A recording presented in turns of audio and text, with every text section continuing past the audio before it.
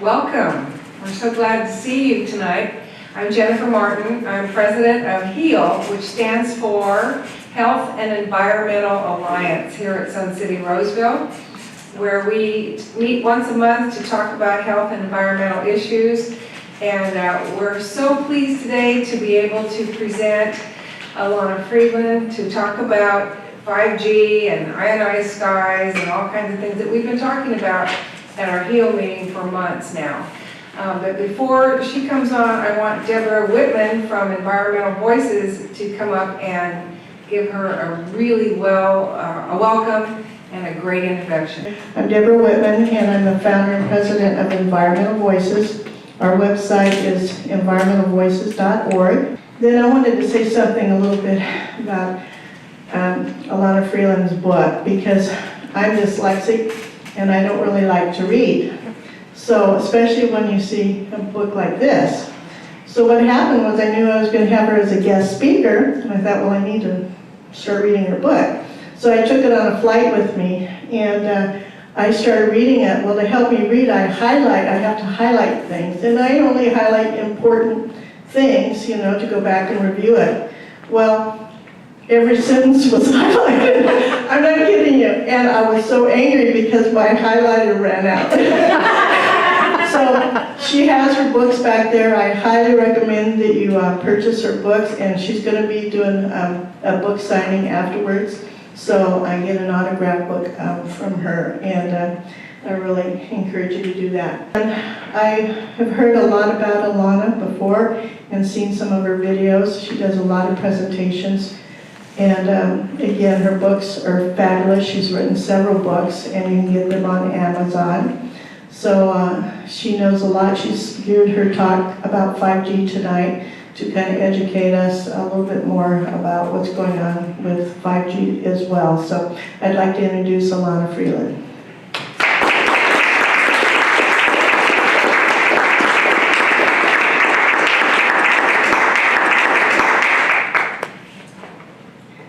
Thank you for coming, everyone. I am from Olympia, Washington. I flew down this morning, and it was raining when I left, of course. And I am here to talk about 5G because I understand you are a model city along with San Francisco and New York City for the 5G rollout. And this should be of great concern to you, and I will talk about that after I've presented some other ideas, which I think you need in order to see why I find it concerning. I'm sure you've already read many articles from a variety of angles of concern, but I think what I'm going to present is a little different from any of it. So what I have here is As Above, So Below, by Hermes Trismegistus. This is a very ancient, occult,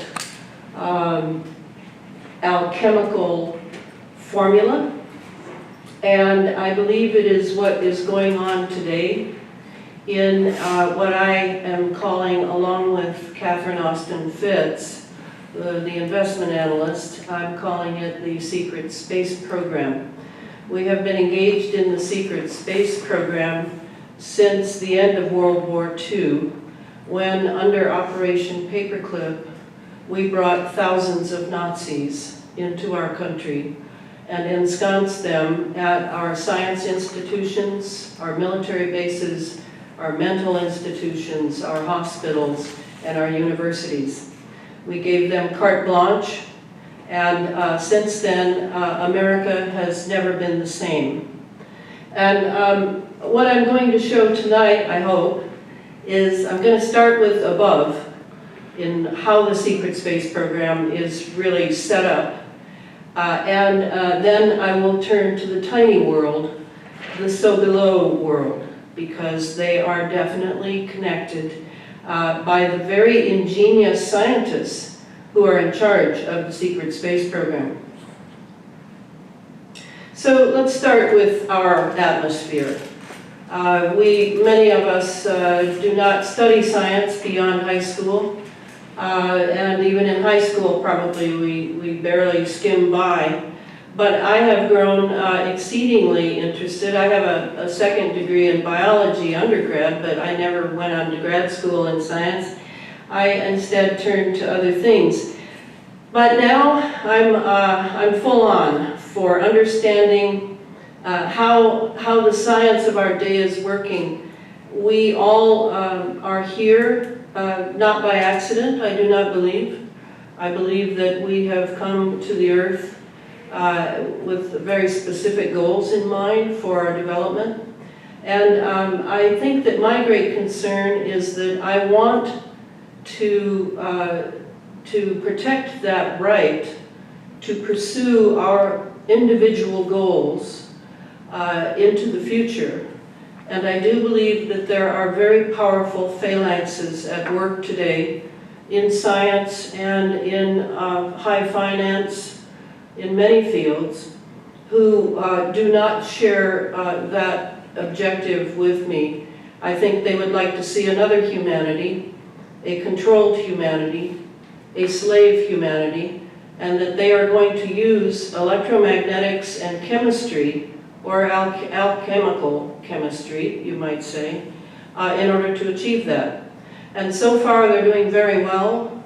They brought out the cell phone in tandem with the secret space program flying its chemical jets and spewing chemistry into the skies beyond the pollution we were already dealing with at an earthly level.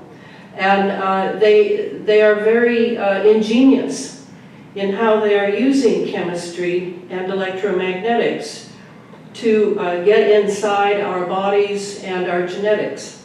So I will be talking about that in the second half of the talk. So just to remind you, there we are, teeny weeny us down there on the troposphere, and then up to the stratosphere. The stratosphere is where our jets fly. I was flying there this morning.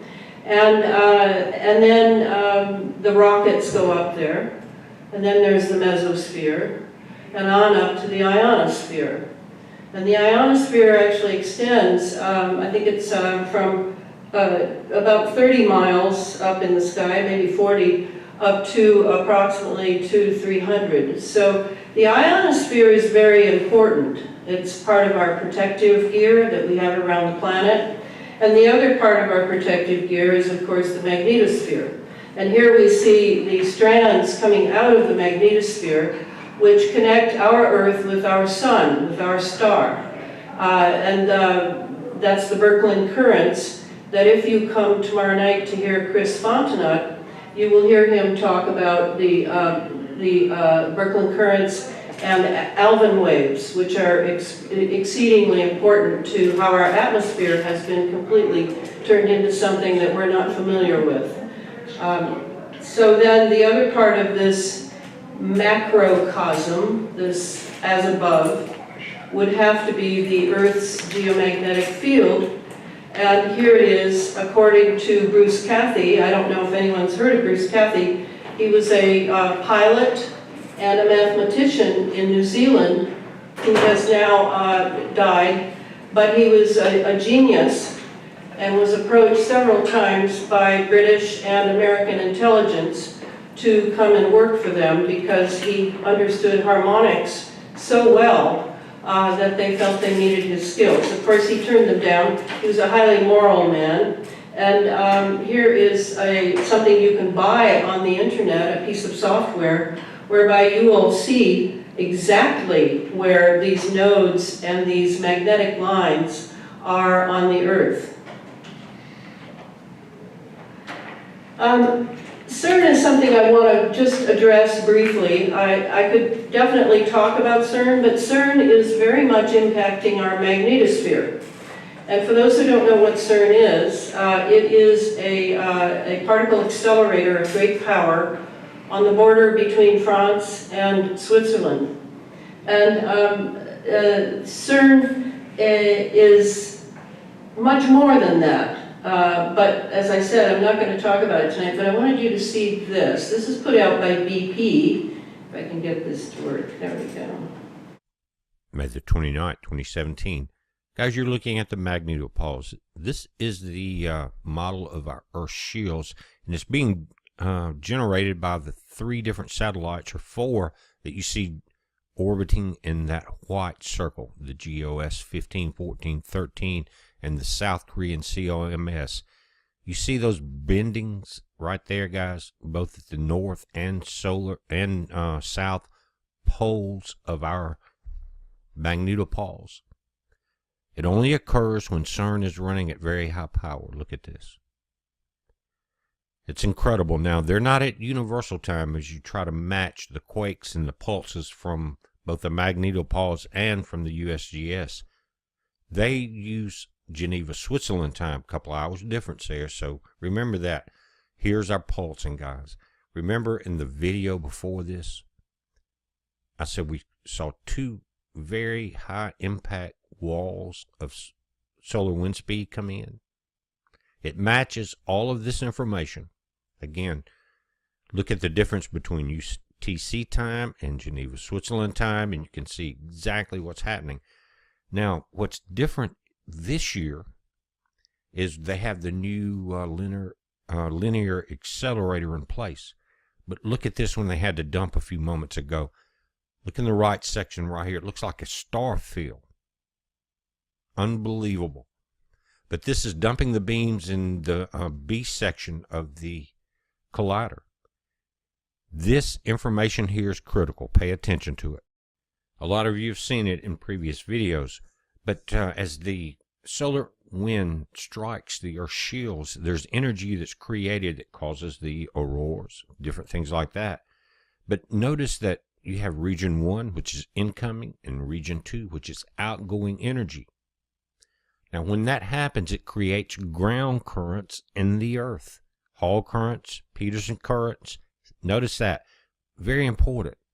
Incoming and outgoing energy here. Now, why is CERN built underground in the northern hemisphere? You just saw it.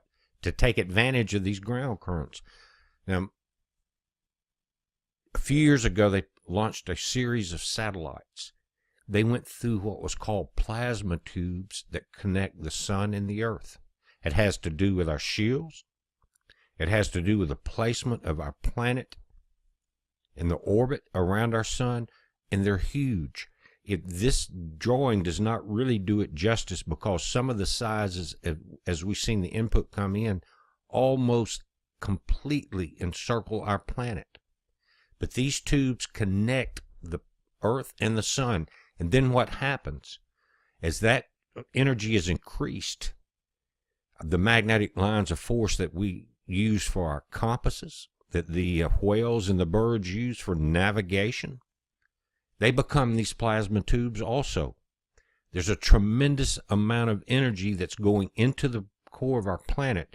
CERN is situated exactly where they need to be to not only take energy from this to power their demonic machines, but they can actually manipulate, because remember, you had currents going in and going out, because in that connection with the Earth and the sun, they can pull in there and actually affect what we're seeing on the solar surface. Their new machine has put them well over 100,000 times as strong as far as their magnetic field compared to the Earth's magnetic field. Look, we saw the first pulse this afternoon to the left of this, caused a 6-point earthquake. Then another sudden pulse. Guys, this is not coronal mass ejections. This is not solar wind coming from a coronal hole. These are pulses that are being emitted. Look at the time between here and look at CERN. These people are on the verge of causing utter destruction. We're already in the period of solar minimum with weak shields. Now, if they're using the ability to tie into the entire magnetic fields that connect the Earth and the sun through these plasma tubes with a magnetic field that keeps the Earth in balance with the sun, but theirs is over 100,000 times stronger. They admit it on their website. Either way, this is not popular information. It cost me every video that I put up in 2015 over $700 as they hacked my channel. and removed everything in it that was heavily concentrated about CERN and the effects on our planet. The hacks came out of Paris, France, not far away. Guys, you're seeing a group of mad scientists about to utterly create chaos on our planet. If they're going to bring it down on me again, they might as well go ahead and get it over with. We're watching it, guys. It's a heads up. Be safe. So what BP is saying is what I want you to hear about the as above, the macrocosm, that at the same time the secret space program is operant now, and with a great deal of research going on, particularly into plasma physics, this could end up being a disaster because they are really moving parts of the Earth defense system in ways that are not utterly controllable. Now, just let me, I'll get you in a second. Can you clarify what's going on here? I don't know what's going on. This is CERN. Well, so BP is saying what to whom? He's simply, BP is the BP oil company? no, he's just a guy who calls himself BP. Oh, And he has done many videos on the physics of what is going on above the planet. okay, so it's okay. Yeah, sorry about the BP. I just didn't know who anybody was. Right, and so here are the plasma tubes. If you were to look up one, this is what you would see if you were looking at a sunset. Now, plasma is it's the fourth state of matter, and it's sort of gas and fire together. And there are a great many experiments going on in our now ionized atmosphere. And when I say ionized, what I'm talking about is the history of HAARP, which all of you have probably heard that wonderful acronym, the High Frequency Active Auroral Research Project, a very powerful ionospheric heater in Gakona, Alaska, that the U.S. Air Force and U.S. Navy ran experiments with, and Raytheon. Raytheon owns the patents to this day. They ran experiments on HAARP, with HAARP, on the ionosphere, in order to see if they could draw power from the ionosphere. First, they had to stimulate it, because the ionosphere is full of ions, and what they did is they built a huge phased array antenna in Gakona, Alaska, acres and acres, and then were able to steer it to strike the ionosphere 400, 600 miles above in a certain area, stimulate it, pop the electrons off of atoms, turn those electrons into ions, positive and negative, and then those ions, now moving very rapidly, would then get hold of what BP mentioned as the magnetic lines of force, the Birkeland currents, and sort of spiral down into the Earth's atmosphere, which then would be activated and ionized. And the purpose of this was to make the atmosphere electric, to electrify it, to make it like a battery, like an antenna, so that many wireless operations, military in nature, could be undertaken. This is why the SDI program, some people in here are old enough to remember it, the Strategic Defense Initiative in the Reagan era from 1980 to 1988, why it was tabled. It went black. It disappeared because they didn't have the right atmosphere for the operations that they really wanted SDI to do. We were told it was a missile defense program, but it was much more. It was much more. But without the ionization of our atmosphere, they couldn't do half, not even a third of what they wanted to do. Now that's different. Since HAARP, the experiments were very successful. They have figured it out. They now have ionospheric heaters all over the Earth. Many of them are very small. You would not recognize them. Many of them are large and stationary. The others are mobile. And these ionospheric heaters are really weapons. These are Tesla's weapon that we have heard so much about. And now that they can do plasma experiments, and I personally think there are many reasons to do the plasma. You've got to really read about plasma. 99.999% of the universe is plasma. Now, what does that mean? Well, that means that everything is sort of waiting for development.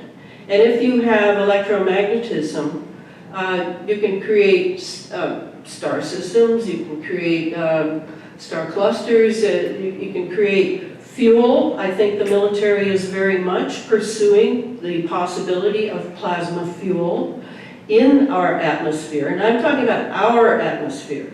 I'm not talking about the stratosphere above us where the jets go and the rockets go. I'm talking about our atmosphere. There are lots of experiments going on now. And you're seeing them, but you don't know you're looking at it. You're looking at clouds you think are the same clouds you looked at 50 years ago, and they're not even close to those clouds. These are dry clouds. These are chemical clouds. If they have any moisture in them, it's very minimal. And then that is used, that particular plasma cloud structure that is up above us is used for moving weather systems, creating extreme weather. It's used for chemical experiments. It's used for electromagnetic experiments. It's used for directed energy weapon experiments. There is so much going on. So if you ever see something weird, like yesterday I happened to see, there's our sun behind a cloud bank in Olympia, Washington, and over about maybe 20 degrees is a sort of rainbow cloud, something or other, breaking through the clouds. Well, it can't be the sun, so what is it? Well, I just watch it and watch it and watch it, making no judgment, and eventually it sort of just goes away, just dissipates.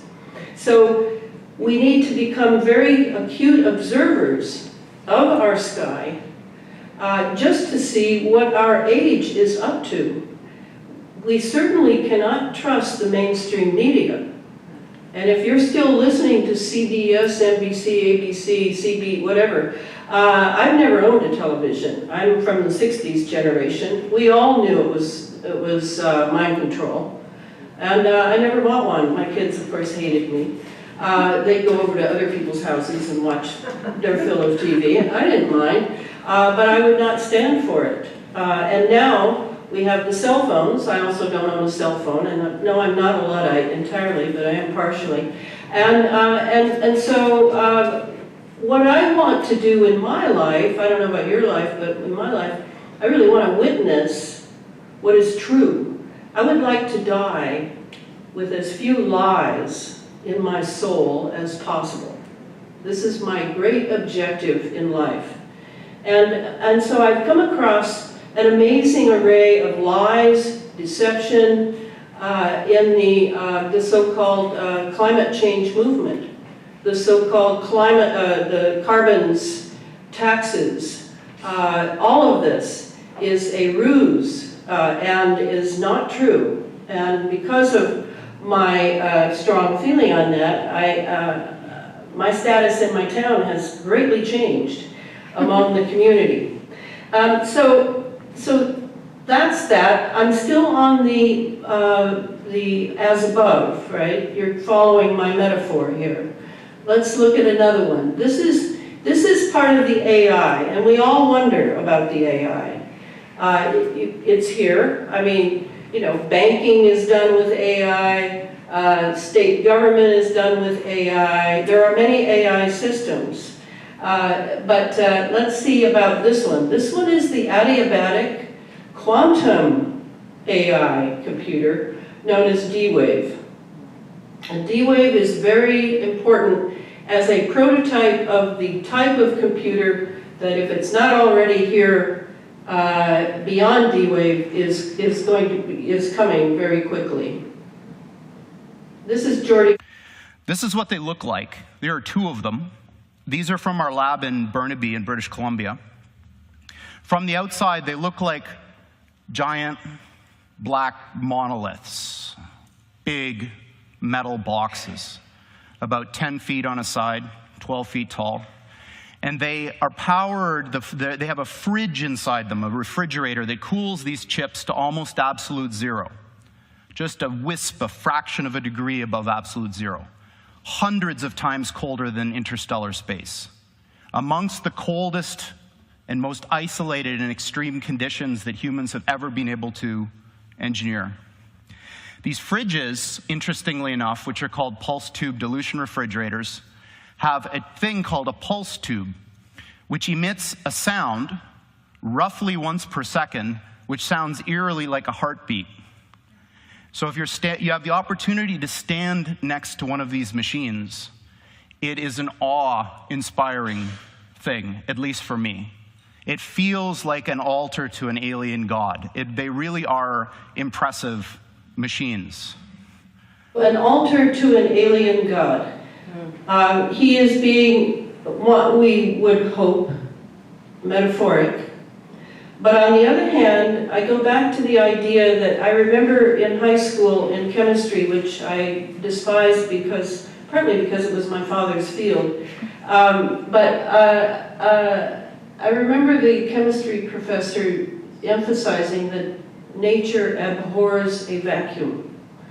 And when I heard this film with Geordie Rose speaking, I couldn't help but wonder if you have abdicated on your humanity, your conscience, your morality, what moves in? What enters you and begins to function through you?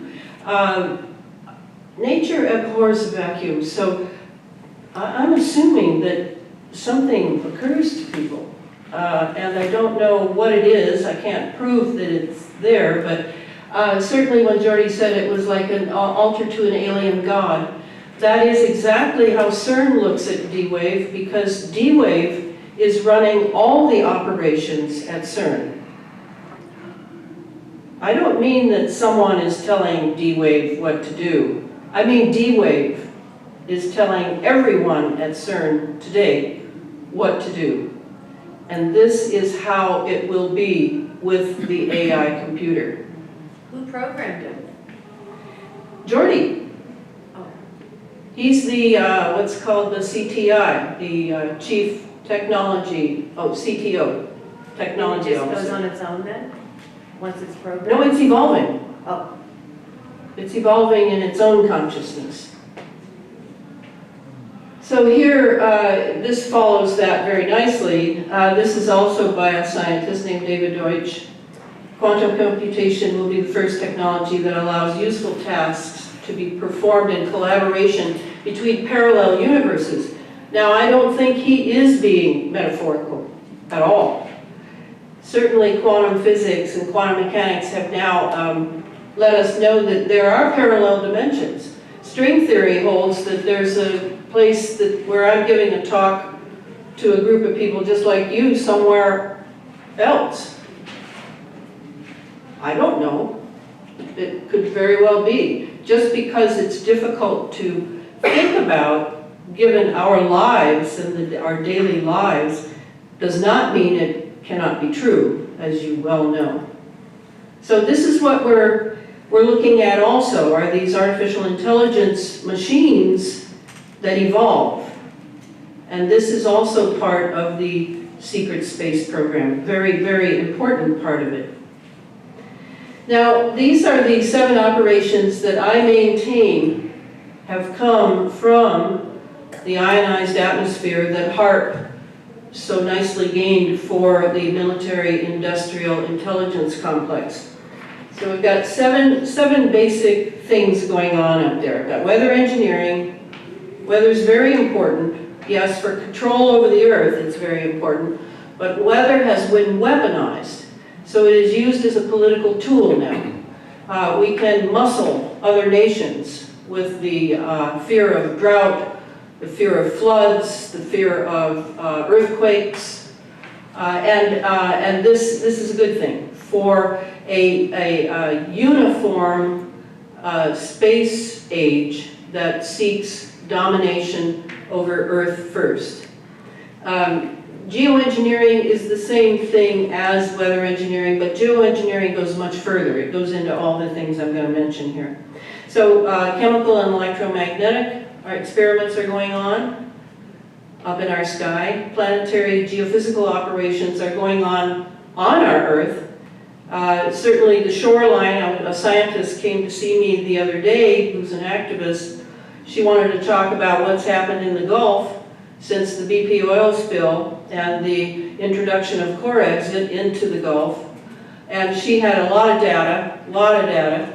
And we began to look at how that is really, at least for me, a geophysical operation, purposely done, was not an accident. No way was that an accident. So now the Gulf Coast is completely different. They've lost I don't know how many miles of coastline. And so there are things are being changed. California, fires that happened in California. The coastline of California and Oregon. Oregon's had a lot of things happen along the coastline. So again, I'm asking people to become alert and aware and good observers, not necessarily to draw immediate conclusions based on my book or anything, but to learn to look and really think things through of what anomaly really means in a world that is subject now to a space age. The next one is directed energy warfare operations. That goes without saying. I just read an article that the military has come out with a really cool laser fire weapon that can incinerate someone or anything within seconds. So this is going on. Surveillance and neural operations, I might as well include those under directed energy weapons. Surveillance, yes, you know, they can read postage stamp, etc. from space. Neural operations would mean mind control, would mean control over the brain, control over the nervous system, control over emotions. And that, as long as you have the frequencies and the tool by which to focus and steer toward a target, is a done deal. They've had that since the 50s. Then the biological transhumanism operations, those are the ones I'm writing this next book on, synthetic biology and transhumanism. In what that means for those who don't understand transhumanism is basically that humanity, that those with the money and the wherewithal and the knowledge of how to do this on a mass scale. Not talking about picking a few unique individuals out and seeing what you can make of them, enhance them for a future use by a few bad people.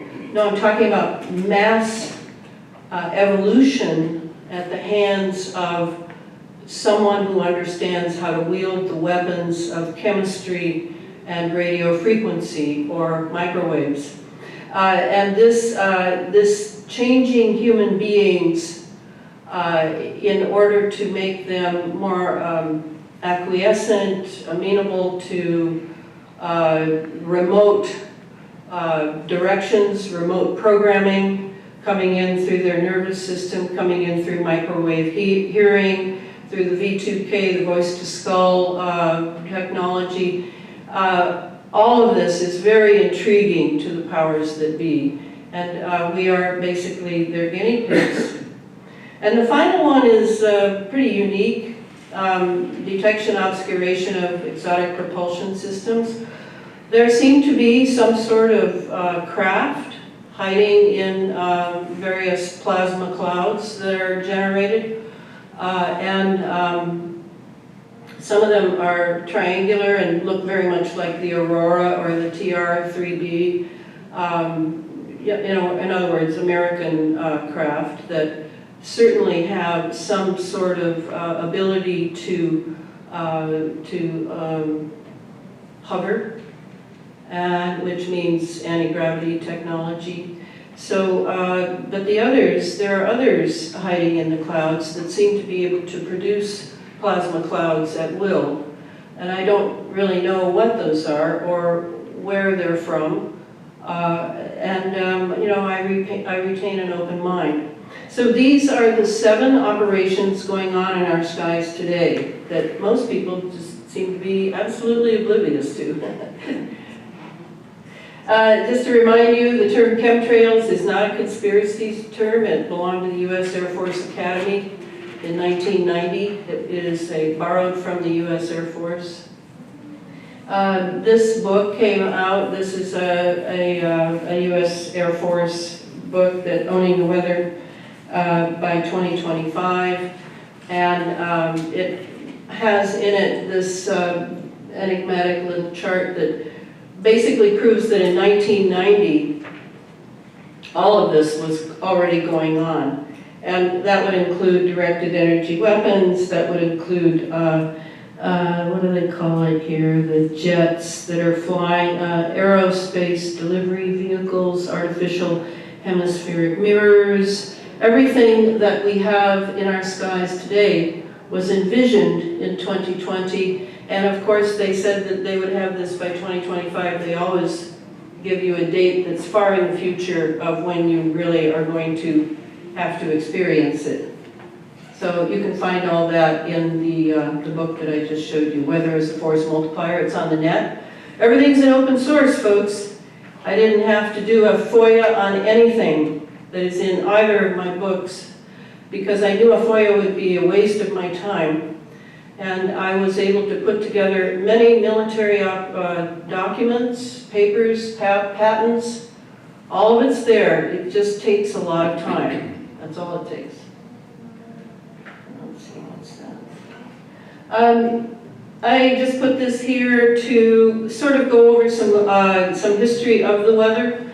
This is a patent came out in a paper that came out in 2015 about the systematic changes in cloud radiative forcing with aerosol loading for deep clouds in the tropics. In other words, we're making clouds with chemistry. And with radio frequency, and that's what that paper is about. You can see it for yourself. And here we know this one well, before, during, and after. Clouds look in a variety of ways. Here, when you see that serration, that rhythmic serration, you're looking at clouds that are being pulsed with frequency for some sort of weather operation, I would assume. Here you can see barium by the coloration of the cloud. Maybe some lithium is in there, maybe some copper.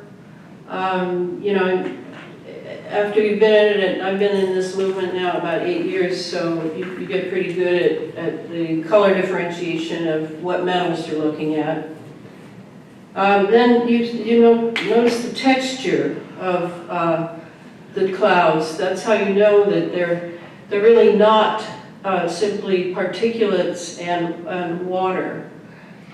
They actually are just, they're very chemical clouds.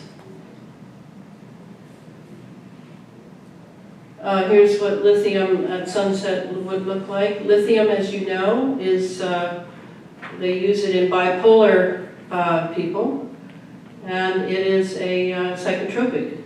So, gee whiz, why are those rockets launching from Wallops Base back on the East Coast and smearing New York City and Syracuse with lithium? What's going on there?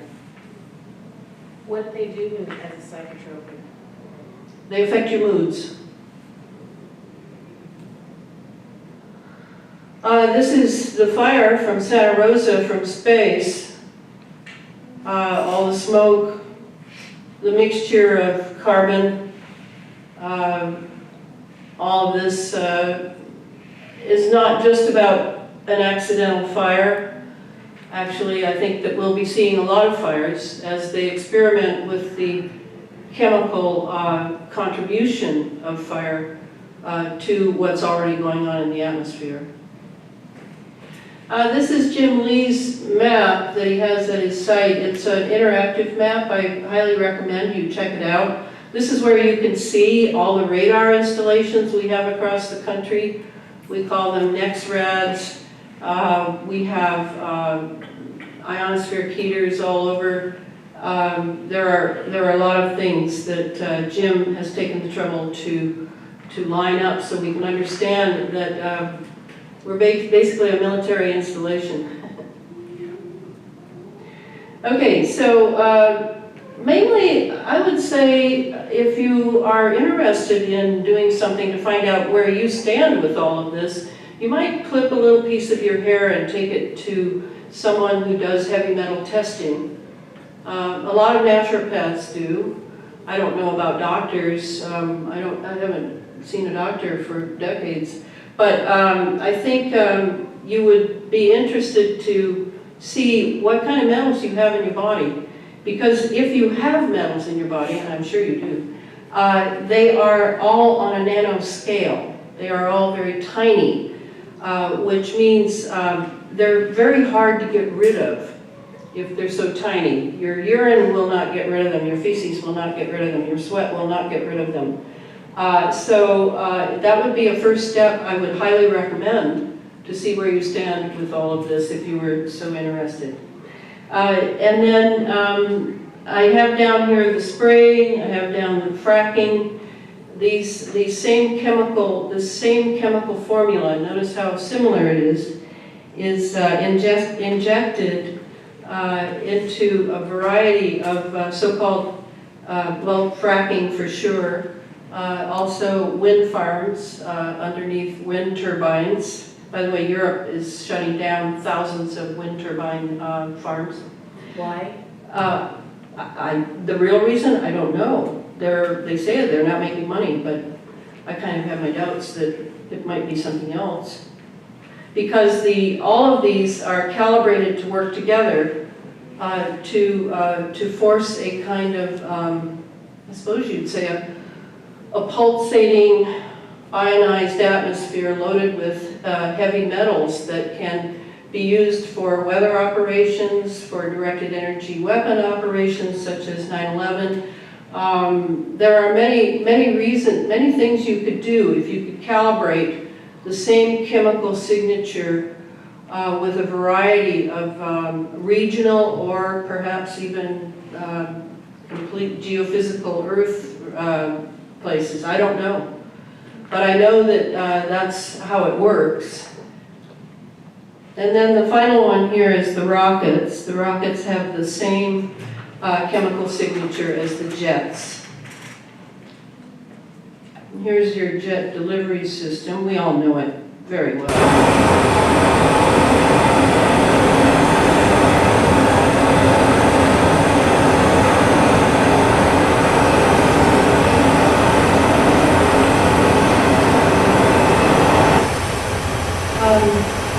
Then here we have rockets. This is another delivery system.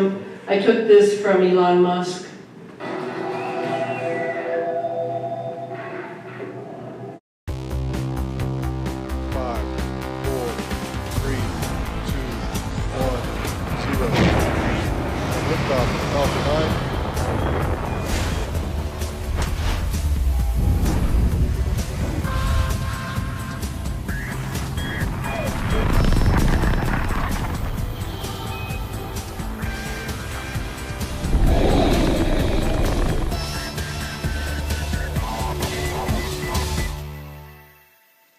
Good evening from SpaceX headquarters in Hawthorne, California, and welcome to the webcast of the SAOCOM 1A mission out of our West Coast launch site at Space Launch Complex 4E, located at Vandenberg Air Force Base in California.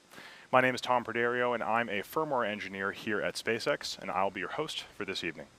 Tonight, we'll be placing the SAOCOM 1A Earth observation satellite into a low Earth... Here is a sounding rocket launch at sunset. I know you've probably seen illustrations of this as people say, oh, it's so beautiful. I guess I'd have to say that it's not beautiful to me because I know too much of what's in it and that we're going to be breathing that.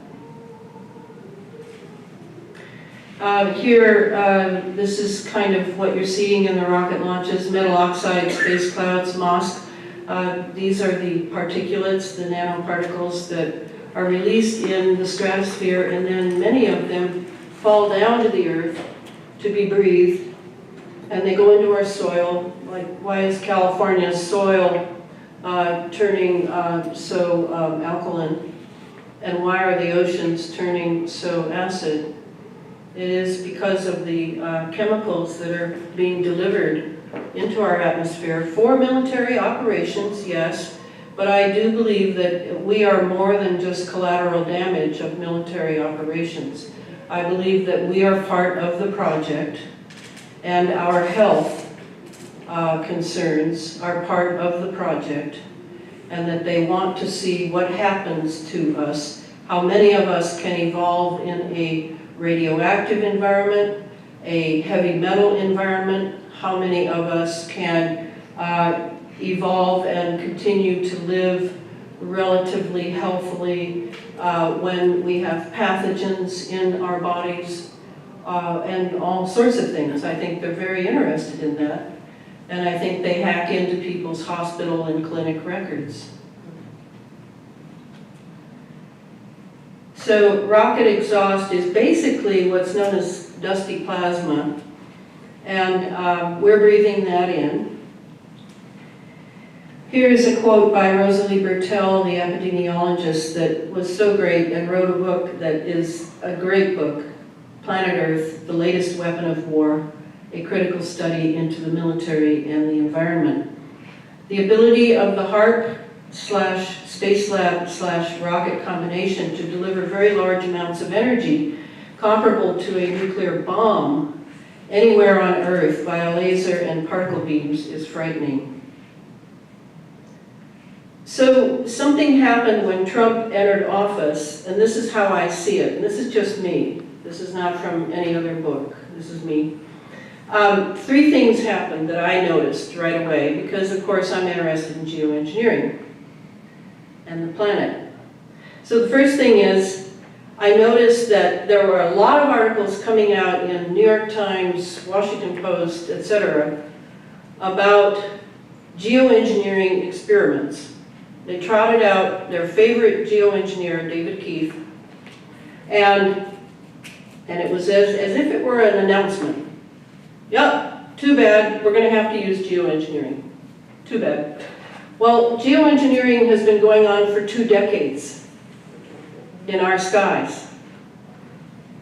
Clifford Carnicom, independent scientist who used to work for DoD, Department of Defense, was watching them in the mid-90s and the late 90s and collecting data in his HEPA filter and from precipitation, from snowfall and rain and dew in northern New Mexico. So we've had it for 2 decades, and we've had many experiments.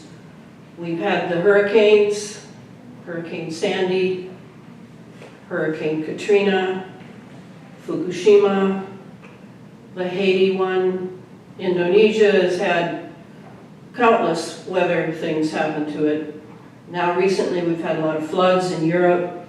So to me, they're all experiments that have been run on the weather to use it as a weapon of war, as the military likes to call it, a force multiplier. Weather as a force multiplier. And indeed, it is a force multiplier. So to bring out the geoengineering in Trump's pretty much his 2nd or 3rd week in office was to me a milestone. Now I'll go to the next one, and then I'll explain all 3. Next, what did Trump do? Next, we heard about the National Space Council.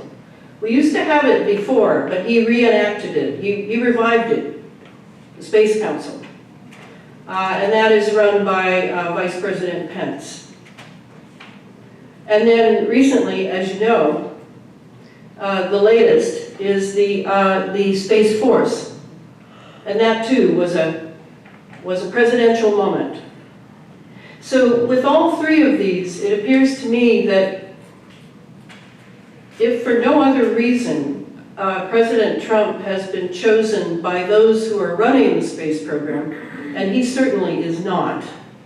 Let me make that very clear. Presidents only last at the most 8 years. This space program has been running for over half a century.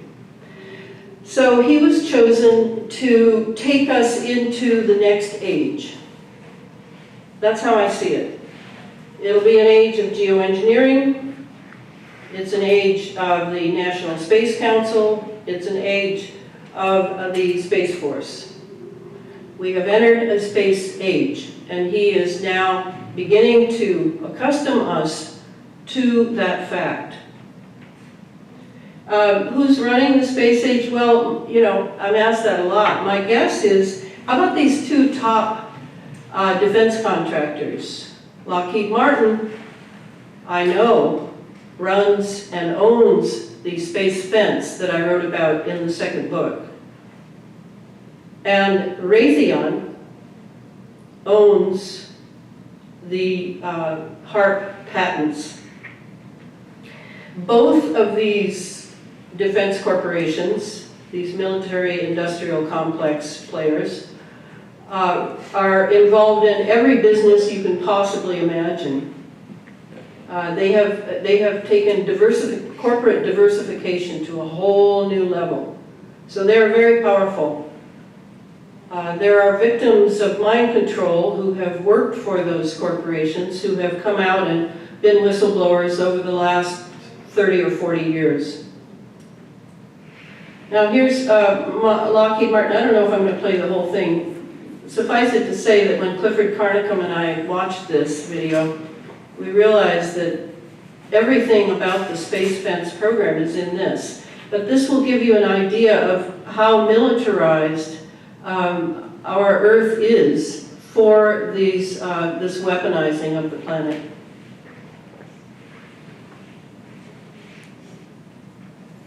And we're plugged into this, by the way, and I'll be explaining that. I'm going to start right away.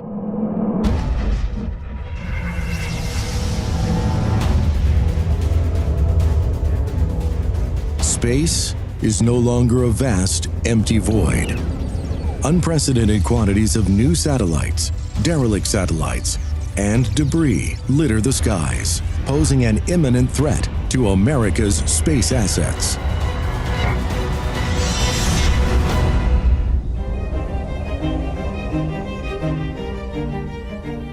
Lockheed Martin's Space Fence System is a ground-based system of S-band radars designed to greatly enhance the Air Force space surveillance network.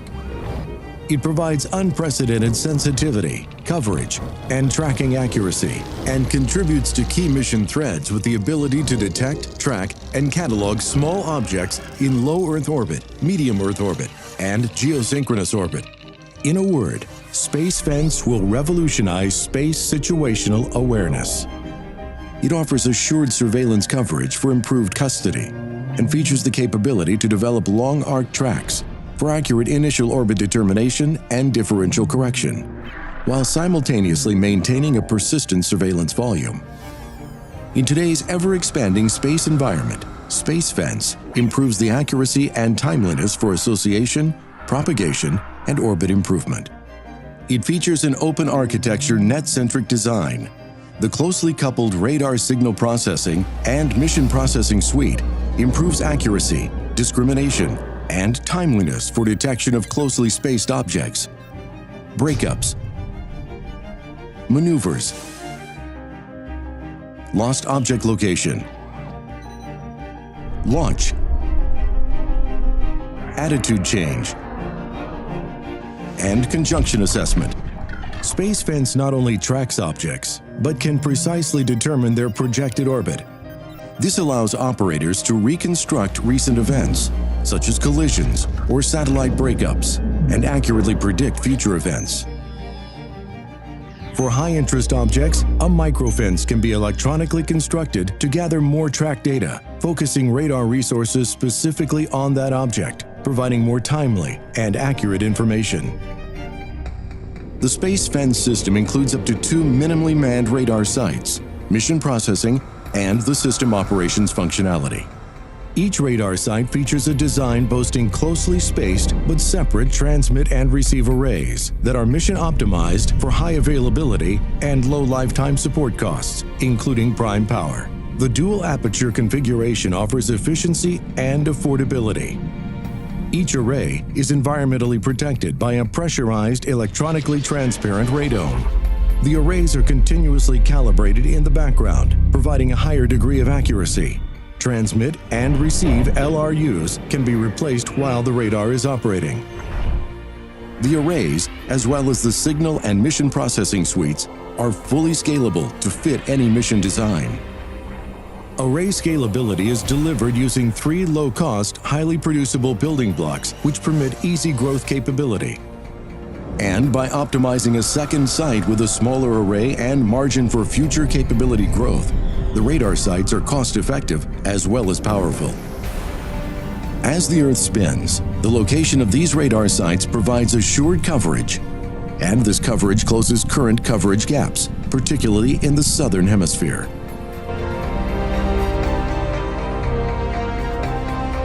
The Space Fence system is net-centric and seamlessly integrated into the existing space surveillance network, providing services to external users such as JSPOC and coordinating handoffs to other SSN sites. It is designed for efficiency and full capability while minimizing bandwidth needs. The Space Fence system features a unique mission processor that utilizes the Air Force Space Command's A9 Astro Standards algorithms for high-confidence space track processing, low risk, and cost effectiveness. The radar architecture is based on digital beamforming. This capability permits tremendous user-defined flexibility to customize volume surveillance and track sectors instantaneously without impacting routine surveillance functions. It has simultaneous search and track functions, detects significant UCTs, breakups, and maneuvers, and the flexible design supports operational resource allocation. Many of these operations are automated through machine-to-machine interfaces. This automation, along with user-defined operational picture displays, contextual GUIs, and unqueued LEO surveillance, reduces operator burden. The Space Fence team is comprised of Lockheed Martin, as well as AMEC, and General Dynamics Satcom Technologies. This partnership offers best-of-brand S-band radar, mission system and orbital mechanics, and construction expertise with superior responsiveness and transparency. Space Fence is a robust, flexible, advanced end-to-end system with net-centric communication, mission processing, enhanced cataloging capability, global coverage, and interoperability. It will meet the warfighter's operational needs, revolutionize space situational awareness, and will forever change the way we see the universe.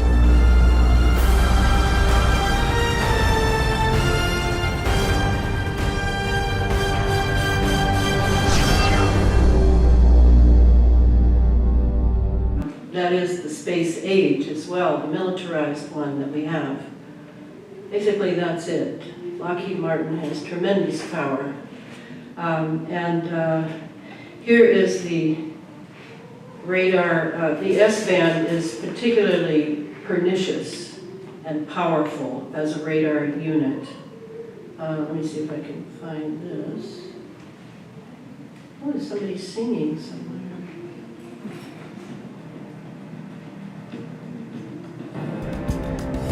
All this will show is how you can use plasma to produce a shield in space or on the Earth. One of the primary units to protect the S-band.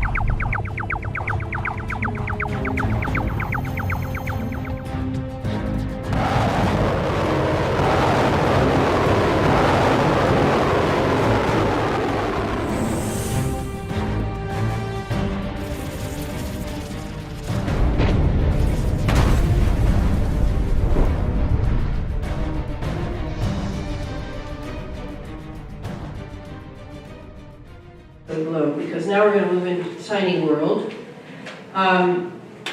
Here's General David Petraeus. Items of interest will be located, identified, monitored, and remotely controlled through technologies such as radio frequency identification, sensor networks, tiny embedded servers, and energy harvesters, all connected to the next generation internet using abundant, low cost, and high power computing. Okay, so what does he mean with all that verbiage? So this is from Carnicom Institute, looking at the delivery system, basically. Geoengineering and bioengineering really are very closely interconnected.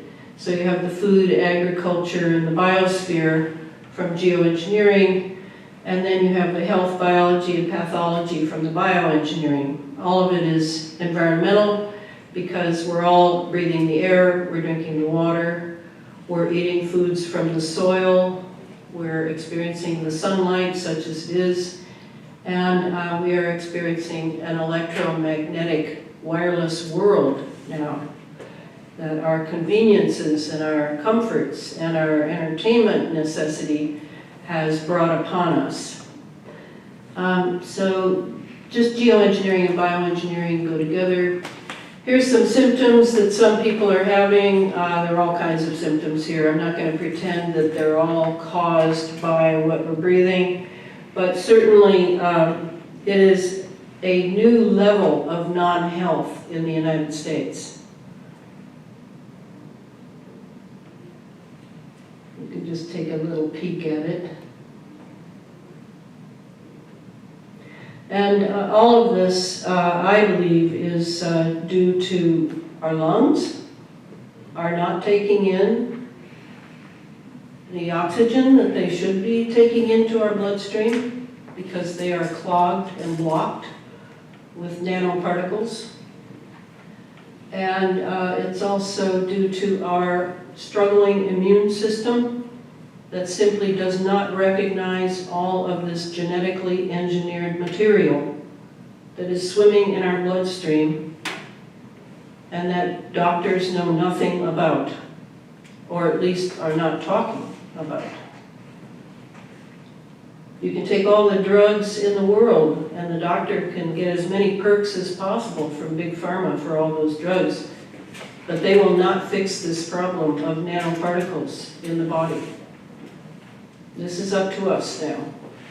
We are the test tubes in a massive lab experiment going on in our atmosphere. And we are the ones who will suffer, pay for it with our hard-earned money, and we must come to terms with figuring out what to do about it. And there are many people I'm in touch with who are working on this night and day. Just citizens like you and me, not particularly PhDs or doctors. But I have learned not to trust expertise in America. Can you see why? So there's another picture. This was a program, you might have seen it. I don't have a TV, so I didn't see it. Under the Dome, where suddenly people wake up one morning in Chester, wherever it was, and oh my God, they're cut off from everybody. They're in the dome. Well, that's our condition. And here's a picture of our dome. It's called a wireless radio frequency microwave dome. And we live in that. And that's why we're plugged in. And the things we're breathing in that I'm going to show you now, they are the things that have plugged us into it. And I mean plugged in. I'm not being metaphoric here. I mean it's as if you've stuck your 2 fingers in a light socket. We are plugged in, period, because of the nanoparticles, the nano entities that are now swimming in our bloodstream and in our brains, because they can easily go past the blood-brain barrier. Now, this is what, I like this is what Julian Assange calls them. Measurements, we are emanating constantly. And so if you collect those together, you can effectively triangulate someone's activities and behavior. And I don't think by chopping out many of them, or adding kind of chaff, cover, that you can make that much of a difference. And increasingly it's less. And in terms of Internet of Things, there's research prototypes now, which I assume are being used by intelligence agencies, of very small electronic circuits that you can just put in paper or put and paint or on the walls that are powered by the GSM stations. And they operate as the GSM radio wave passes through them. It gives them enough power for a very small amount of time to do things. So obviously that tendency is going to continue.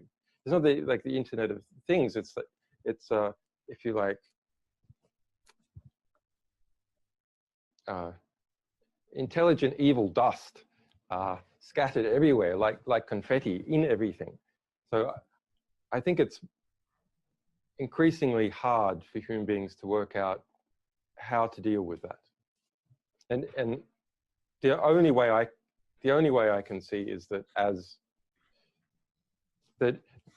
we've got to securitize this problem. Computer security industry is it's been engaged in outrageous securitization for a very long period of time, hyping up threats, etc. I get how the game is played. It needs to be securitized in a different way. We need to securitize by securitize I mean you turn something into a threat and thereby change behavior or get economic gain from it. So we need to securitize the threat to elites by these developments. The people who run these companies, it's a threat to them. It's a threat to the most powerful people in society. And to eliminate the notion that there's a place that powerful people can hide from, or skilled people can hide from this phenomenon. And that's the way to get all those people who have an ability to make a difference, to make a difference. Okay, we're good. So basically, the thing I wanted you to see was the evil intelligent dust. And that is the smart dust, the nanobots, the nanostructures that have been genetically engineered, the sensors that are being dumped by the trillions in the stratosphere, many of which fall to Earth and we breathe in, and they're in our bloodstream and in our brains as well. That initially, when I first encountered all this and was able to document it, that yeah, this is true, I thought that we were just collateral damage to a military operation that they couldn't do without these nanoscale chaff. They like to call it chaff to sort of put it all together. But I have changed my mind on that, and I do believe that they are interested to see what this does to us in our bodies, and that we are the first generation that has had it, and now the generations coming, their idea would be that those generations will do better than we have. So that's kind of where I'm at with that right now. We are not just collateral damage. So the Ebner effect says, basically, I know next to nothing about it, it will be in the next book, I'll learn a lot between now and then, but basically that electromagnetics can alter a species in one generation. So, could that be what's going on? Maybe. Here are some words I think you need to memorize, not tonight. There will be no test at the end of this. But you need to come to really learn what a hertz is, what various hertz are that climb. You don't need to memorize the exponents of them, but certainly the difference between a gigahertz and a hertz. A gigahertz is 1 billion cycles per second. Can you get hold of that? 1 billion cycles per second. That's the 5G. That's what it does. 1 billion cycles per second compared to 1 hertz, 1 cycle per second. And I'll remind you that our Schumann resonance, which is our natural innate resonant hertz is 7.8. Compare 7.8 with 1 billion cycles per second, and you can get an idea of the problem that we're going to face with the 5G, which is resonating near our home, resonating as it communicates with our Internet of Things, our dishwasher talking to our dryer, talking to our car, talking to our phone, talking to, maybe you even have decided to have one of those cool tattoos that also will open doors for you and make your life so convenient. So I recommend you learn this nomenclature here, because you're going to need it, especially if you're going to start measuring your radio frequency and the outputs in your house and all that. This is what is called the NBIC, the Nano Bioinfo Cogno formula, I guess you'd call it, for the technocracy. This is supposedly going to make us have really smart cities. And we're going to be really, well, pretty stupid in the smart cities, but our city is going to take care of us because it's going to be so smart. It's going to be nano in our bodies. It's going to be biological in our bodies. It's going to provide information, two-way information from our bodies to fusion centers, which we have across the country. The fusion centers will then shoot that information that's coming from your body and my body to maybe, some research lab somewhere that's studying that sort of thing. And then there's the cogno, which is, of course, mind control. Absolute control over our thinking and our feelings. And I've been saying to people, I'll say it now, if you find yourself following threads of thought and feeling or emotion, feeling and emotion are not the same, that is not like you. It's something you don't really do. Maybe it's really dark. Maybe it's sexual. Whatever it is. If you feel it's not really you, you must consider that it may not be you. That it's piping in through your cell phone, which is, as I've told you, a military weapon system. And you should not fall for it. Should not necessarily go to a doctor who will write it up, and that will be hacked into. I mean, I'm really serious. I feel like I live in Nazi Germany.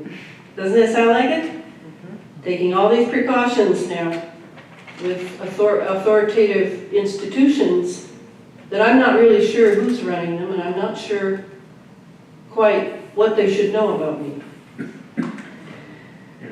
Okay, so here's some more. These are other things you learned them in high school. Maybe you failed that part of the test, but you should learn these now.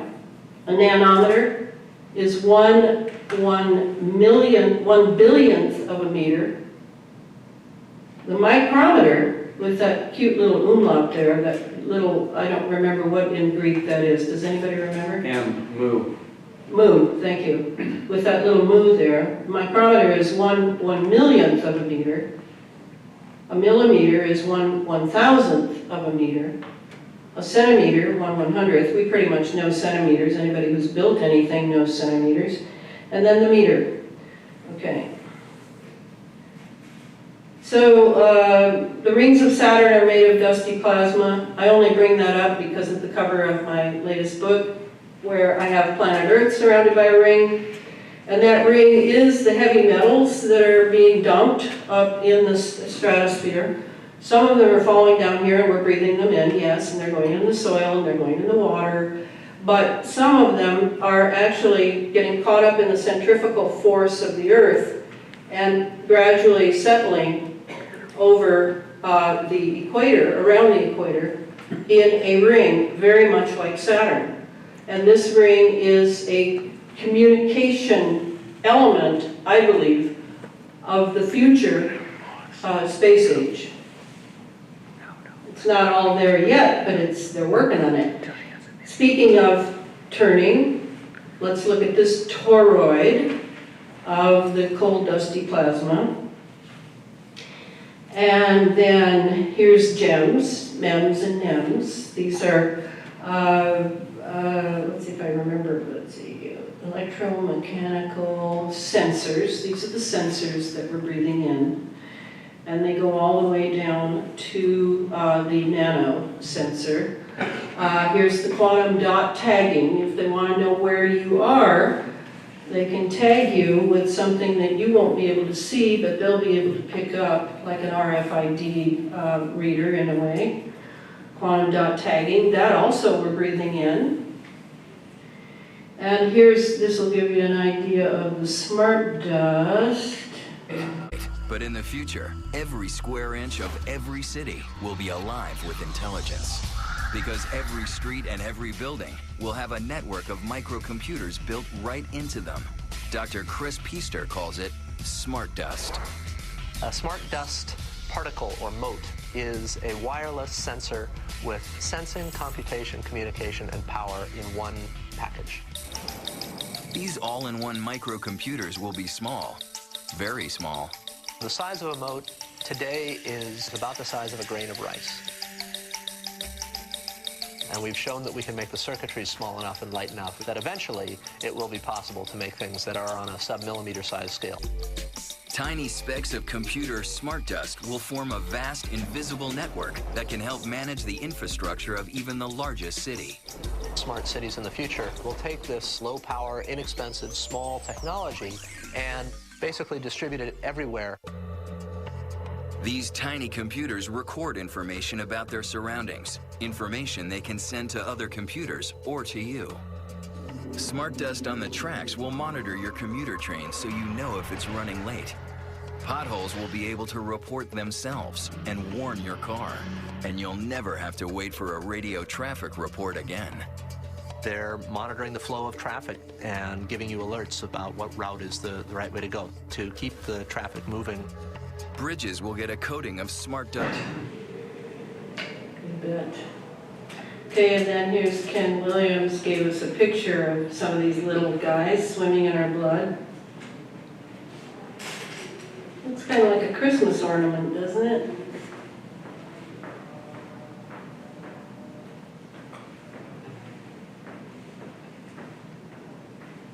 Oh, I like this part.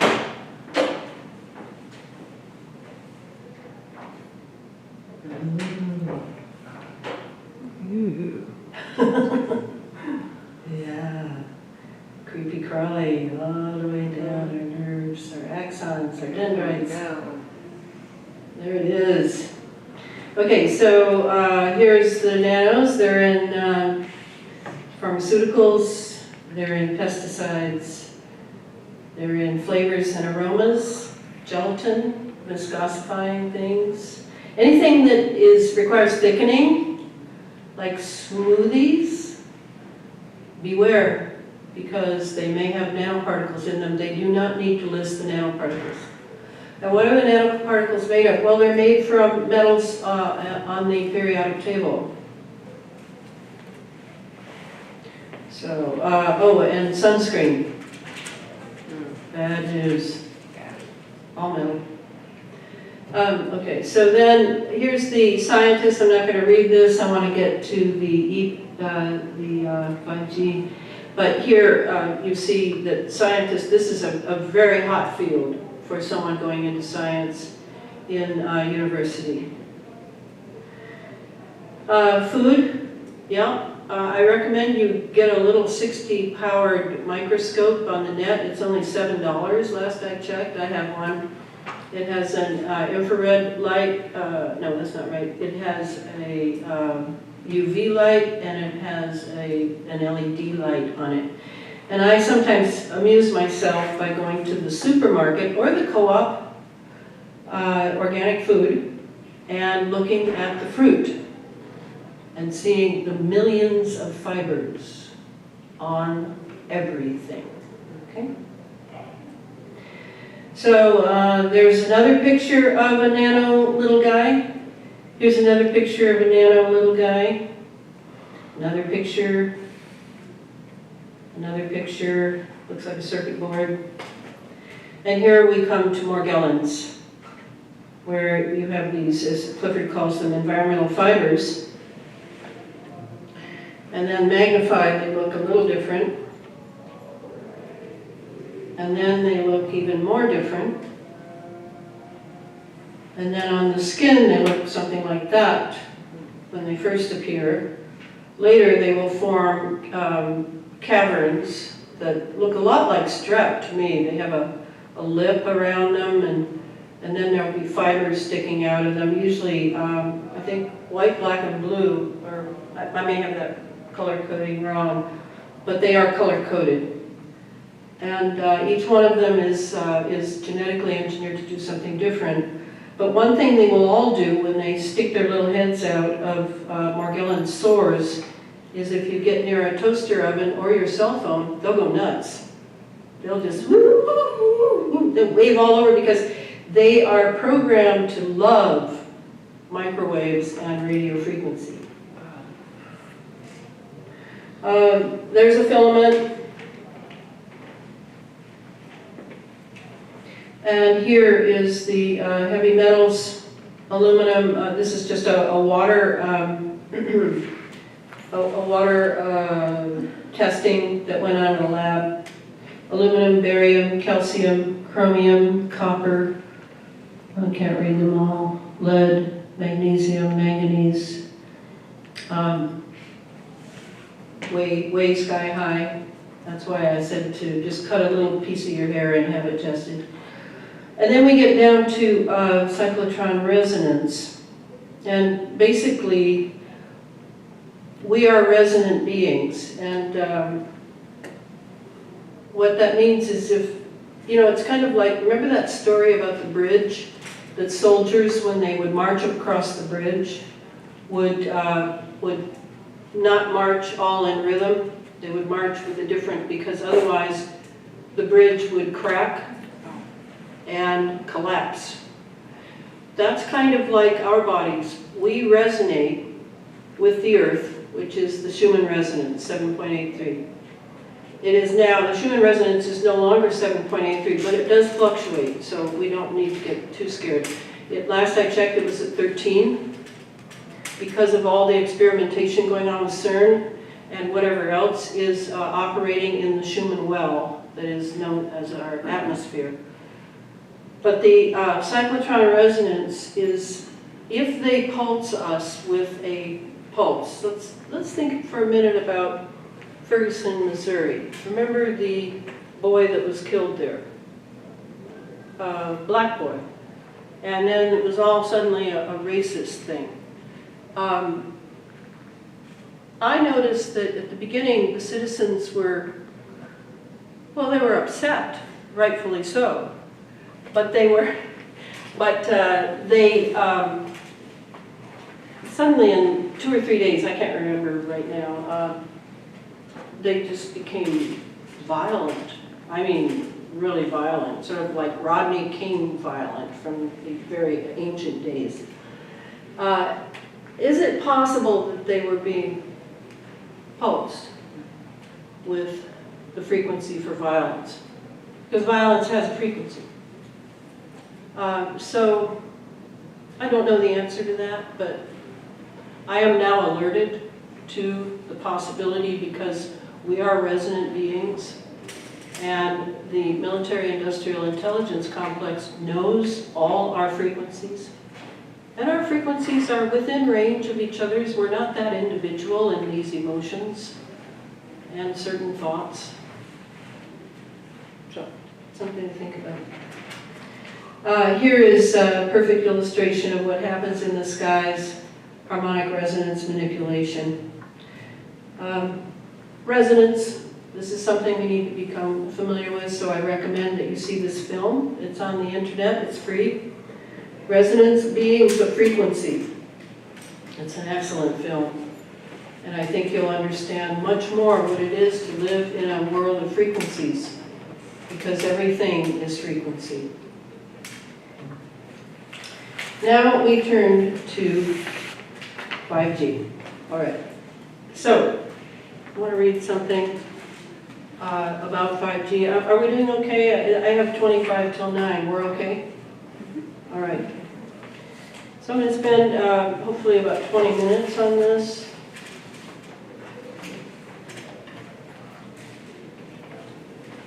First thing I want to read is, let's see if it's here.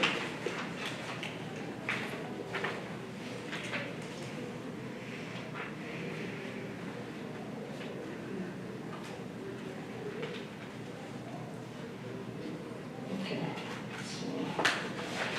I got too many notes.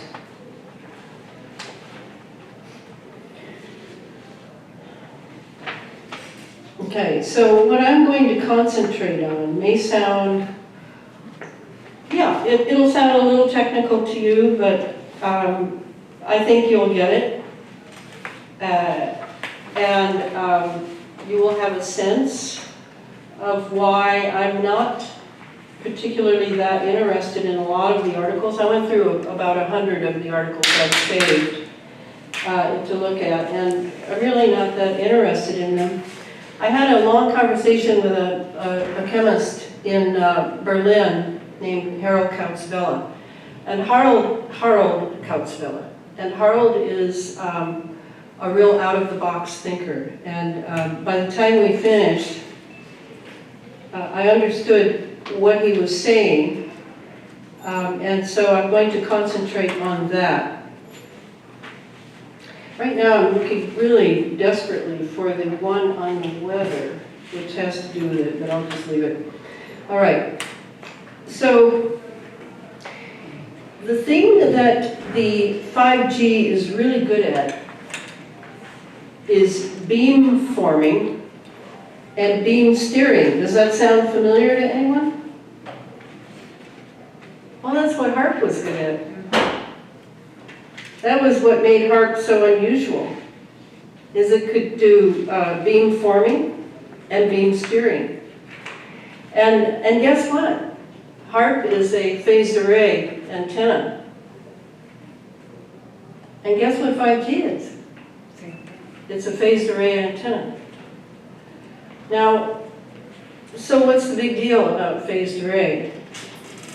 Well, there's a very big deal about phased array.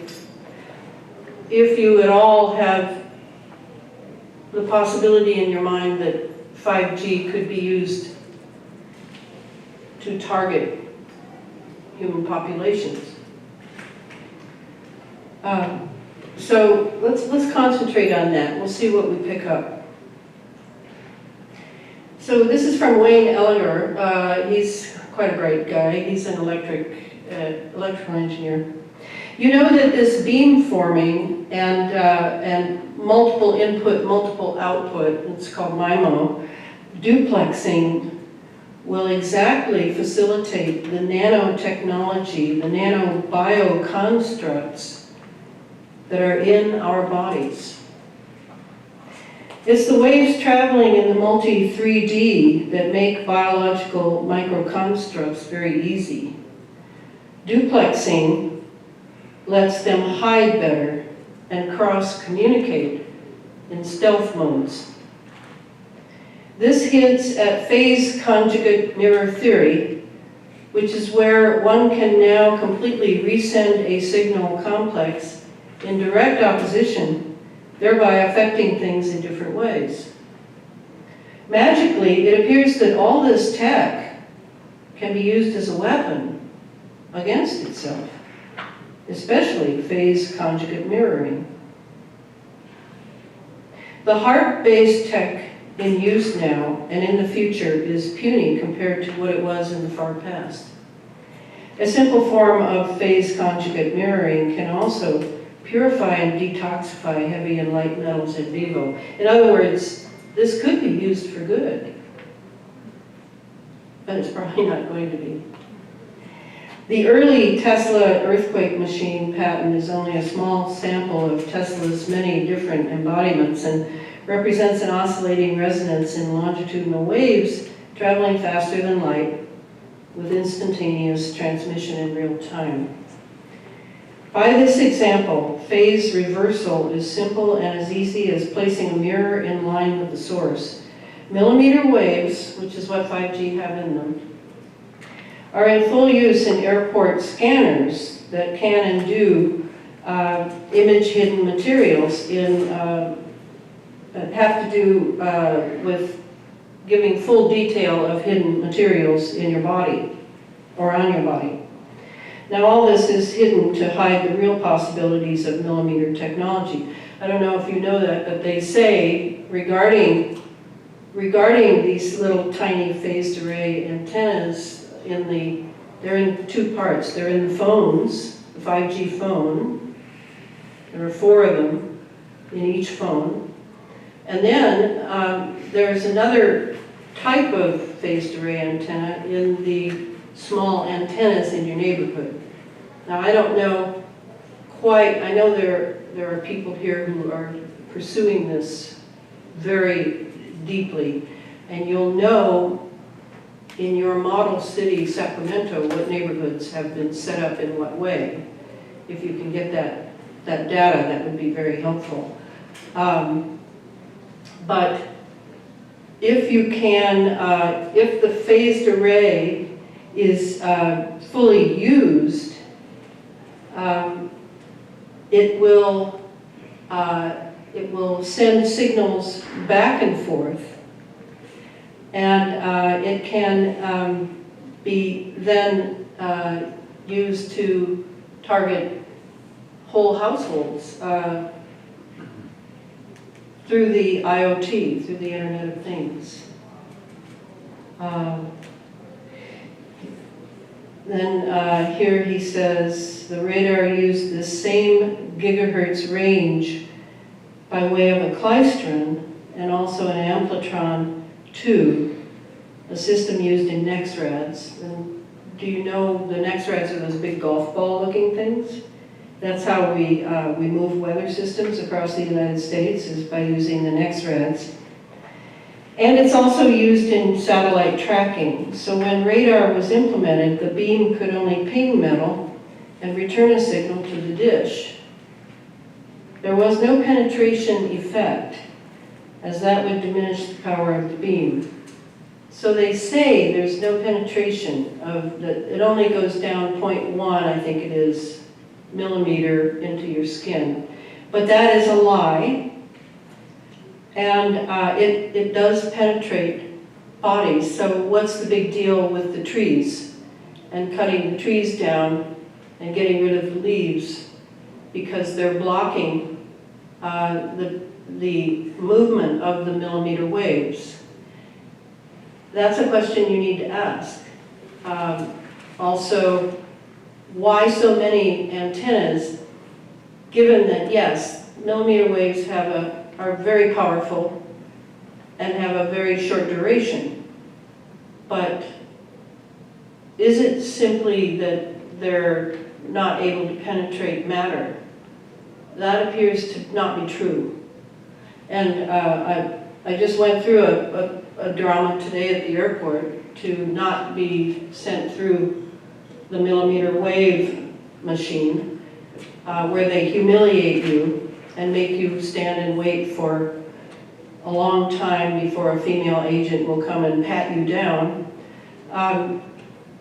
The understanding of what millimeter wave can and can't do, I think we've been lied to. I think it is definitely penetrating. But by using a phased array antenna, that penetration will be greater. Because the phased array is many parts to it that can move things in different directions. So let me just get Harold's out now, just one comment, and then I'll close on that. So the skin, you remember that we have coiled helical antennas in our sweat glands, our sweat ducts, all over our skin. So that would be one of the first signs you would feel with the 5G. Also, the 5G, the millimeter wave is very close to the terahertz. And that's important to remember. The terahertz is just a little tinier than the 5G.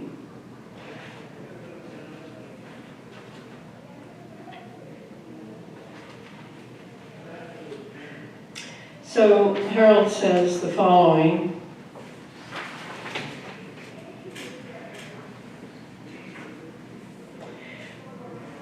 What follows are my notes. That's me. Beginning with 5G's parallel structuring to nature's dynamic morphogenetic field, which means it can be used to engineer transhumanism on an individual basis, given that it is dynamic and not static, given that they can focus millimeter waves on each person, along with polarized light and phased laser quality alignment. Phased array antennas mean laser quality in-phase light signals that zero in on individuals that are being targeted. 5G uses full duplex signals. Normal communication devices need upload and download on 2 different frequency bands that must run synchronized or they interfere with each other. 5G runs along one channel, splitting it into horizontal, which is download, polarized light, and vertical, which is upload, polarized light. Thus, they don't interfere. They are full duplex. Polarized light is 10 times more bioavailable than non-polarized light because cell communication runs on polarized light. Non-polarized light is not recognized as a biological wave. Phased array technology produces signals that are phased, which means laser quality. And when those signals are pulsed, like data transmission running on pulsed signals, especially wireless, the pulsed laser quality signals create longitudinal waveforms, not transverse standing waves or scalar waves. In this way, 5G gets full biological access quality. With millimeter waves, one can build entire hub antenna phones into a microchip. To downsize the phased array antenna, all that is needed is the wavelength. This is why the frequency has to be so high for the antennas. All computer and 5G technology is multi-layered, from the consumer agency front end and a non-human back end. Whether you're thinking AI, alien, or demonic. Processors communicate with each other on a scalar level. Textured microchips are multi-layered, reflecting light frequencies and wavelengths. Laser inside the chip produces standing waves, and with pulse signals you immediately enter the scalar realm. Thus will your chip be accessed by phased array antennas and satellites, and even synchronize with other individuals' chips. So let's take a look at this. This is the 5G that is in the phone, and there are 4 of these piled up. These are phased array antennas, just to show you that they don't have to be big. And a lot of this, because of the resonance, it's not about power. It's not about watts, it's not about amps. It's about frequency. It's about the pulsing of frequencies at ELF, ULF, extra low frequency, ultra low frequency. This, with the human body, it's not necessarily the power level. It's the pulsing and what our bodies resonate to. Take, for example, our calcium ion channels. These are hugely important for good health. They have a certain frequency, and if that frequency is changed, well then dishealth is inevitable. So that's the key to this, is you're thinking, yeah, okay, your cell phone already, to me, is a problem, but the 5G, because it is morphogenetically resonant, with our biological body. They can do a lot of things to us. And my guess is they're going to. So this is another one here, chip texture. A laser in one layer of the chip can be made to produce standing waves. It's too late for me to go into scalar technology, but let's take a look at this. Thought-controlled nanoscale robots in a living host. This is an article, a paper actually, put out by the people listed there. We report a new type of brain-machine interface enabling a human operator to control nanometer-sized robots inside a living animal by brain activity. Recorded EEG patterns are recognized online by an algorithm, which in turn controls the state of an electromagnetic field. The field induces the local hearing of billions of mechanically actuating DNA origami robots tethered to metal nanoparticles, leading to their reversible activation and subsequent exposure of a bioactive payload. As a proof of principle, we demonstrate activation of DNA robots to cause a cellular effect inside the insect, blah, blah, blah. This paper just came out. You see, it was 2016. I only saw it a few weeks ago. I don't know where it was, but I think I rest my case here. I rest my case with this paper. Let's see what this is. Is it moving? No.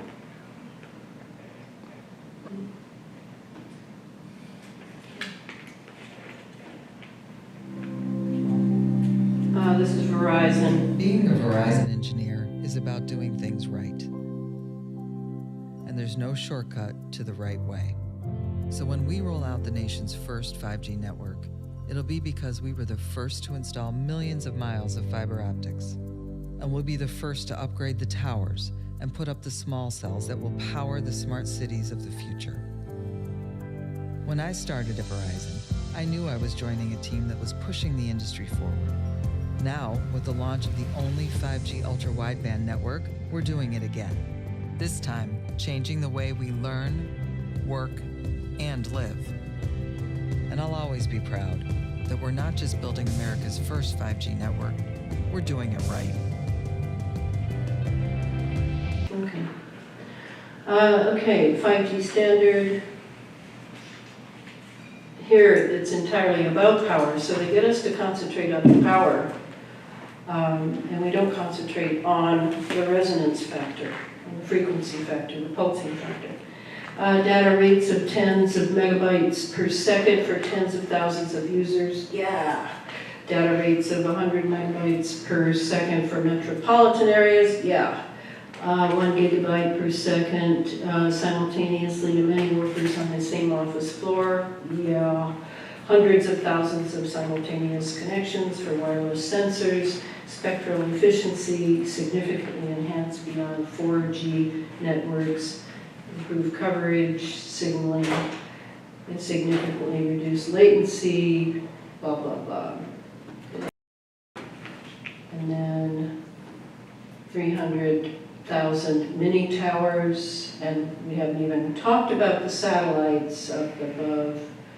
Then we have the Internet of Things. Note this very good little illustration. See the role this Internet of Things has with you? It's all resonating in you. I don't know about those little computers and things. Don't think they're our friends. Then we have, this is from stop5g.net. He's very committed. towers. This one is interesting, this angle, because it's also those LED lights up there, hidden in the street lamps. Beware, beware. Another tower, or antenna, millimeter waves, at the airport. And there you see the steering mechanism versus the wide arcing of the old 4G. Another graphic kind of how you would look at it. And then of course the truth, which is that it's like I think it's called the ADM, this weapon system. It is the same frequency, the 5G. And then here we have, this is I told you about that weapon, the laser-guided lightning weapon. That's the latest. Very fun. And this is us, living in a world of waves. The frequencies of probably entities we don't even know exist because our frequency band is simply not able to perceive them. So we have to consider that nature abhors a vacuum. 5G, finally Nikola Tesla.